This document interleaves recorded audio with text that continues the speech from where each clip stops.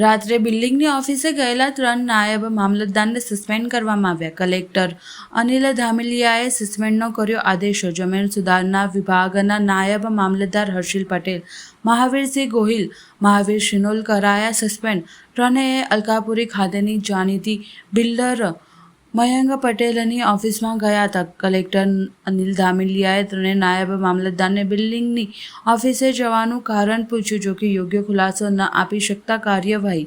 બિલ્ડરે કામ હોય તો તેમને કચેરીના સમય દરમિયાન ઓફિસે બોલાવવા જોઈએ. તેમની ઓફિસે સરકારી ઓફિસરો કેમ જવું જોઈએ તે પણ કલેક્ટરે સવાલ કર્યા હતા. ત્રણેય નાયબ મામલતદાર સામે તપાસ થશે. તેમની પાસે શિક્ષણાત્મક પગલાં ભરાશે.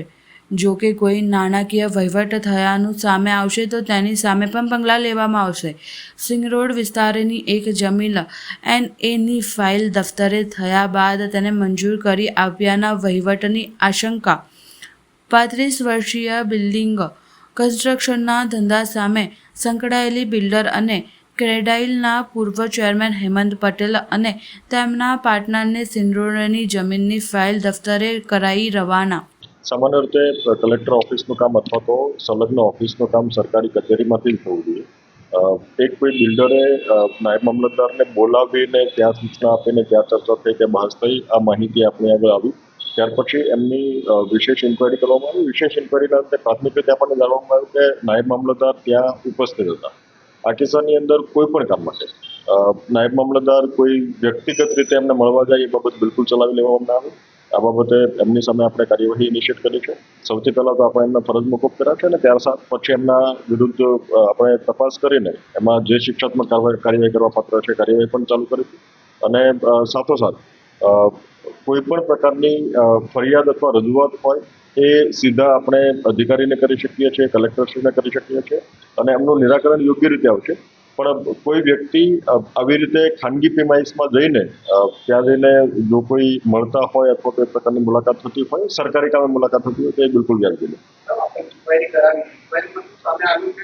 સિંધરોડની બિનખેતી માટેની ફાઇલ હતી. સિંધરોડ ગામનું રેકર્ડ જે મહીસાગરમાં પૂર આવ્યું ત્યારે 1979માં એ પૂરમાં નષ્ટ થયું છે. આમના કારણે આ ગામની અંદર બિનખેતીના પ્રશ્નો ઉપસ્થિત થાય છે. મારી આગળ જ્યારે આ રજૂઆત આવી ત્યારે વિગતવાર એમની સરકારમાં દરખાસ્ત પણ કરી છે અને એમનું યોગ્ય નિરાકરણ આવે એનો પ્રયત્ન કર્યો છે. એમનો મતલબ એવો નથી કે કોઈ વ્યક્તિગત ફાઇલ માટે કોઈ કર્મચારી અન્ય જગ્યાએ અને ખાસ કરીને ખાનગી પ્રિમાઇસમાં જઈને કોઈ પણ વ્યક્તિ સાથે મુલાકાત કરે, મિટિંગ કરે. બાકી આ ગામનો જે પ્રશ્ન છે બિલકુલ જેન્યુઅન છે અને એમના નિરાકરણ માટે અમે પ્રયત્નો કરી રહ્યા છીએ કે ગામનો બિનખેતી અથવા તો અન્ય પ્રકારના વિકાસકી પરવાનગી માટેની એમની જે અગવડો છે એમનું સુચારુ રીતે નિકાલ. આપણે આ ફાઇલની અંદર કેમ કે અગેઇન એ ગામની અંદર હાલના તબક્કે રેકર્ડની ઉપલબ્ધતા ન હોવાના કારણે ખાસ કરીને એવી જમીનો કે જ્યાં સરકારનું હિત સંકળાયેલું હોય એ કિસ્સાની અંદર આપણે નિર્ણય નથી લઈ શકતા.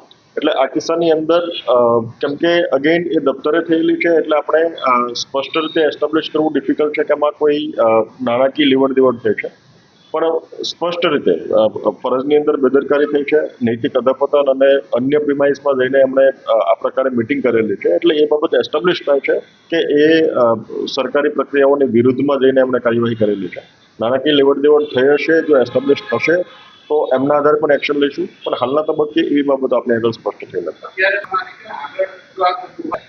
તપાસ કરીને આપણે એમની સામે જે શિક્ષાત્મક કાર્યવાહી કરવા પાત્ર છે શિક્ષાત્મક કાર્યવાહી કરીશું. હાલના તબક્કે આપણે એમને ફરજ મોકૂફ કર્યા છે.